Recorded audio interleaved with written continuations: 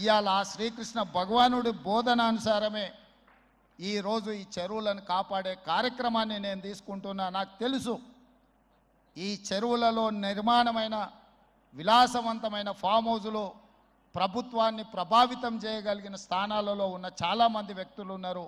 ప్రత్యక్షంగా ప్రభుత్వంలో భాగస్వాములు అయి ఉండొచ్చు, లేకపోతే సమాజం మీద బాగా ప్రభావితం చేయగలిగిన వ్యక్తులు ఉండొచ్చు. కానీ వాటన్నిటినీ నేను పట్టించుకోదలుచుకోలే.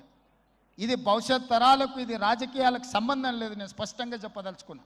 రాజకీయాల కోసమో లేకపోతే రాజకీయ నాయకులను కొంతమందిని దృష్టిలో పెట్టుకొని చేపడుతున్న కార్యక్రమం కాదు ఇది.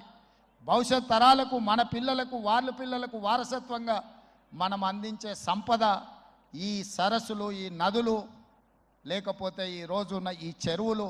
ఈ ప్రకృతి సంపదను మనం విధ్వంసం చేస్తే ప్రకృతి మన మీద కక్ష కడుతుంది.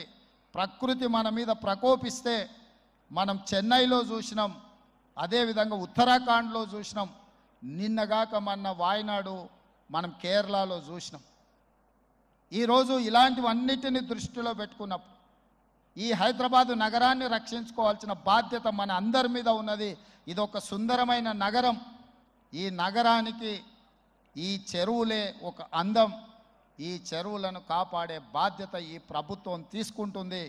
ఎవరు ఏమనుకున్నా, ఎవరు ఏ ఒత్తిడి తెచ్చినా వాటన్నిటిని పక్కన పెట్టి చెరువులను ఆక్రమించుకున్న వాళ్ళ భరతం పడుతుంది ఈ ప్రభుత్వం అని చెప్పి నేను ఈ సందర్భంగా తెలియదలుచుకున్నాను.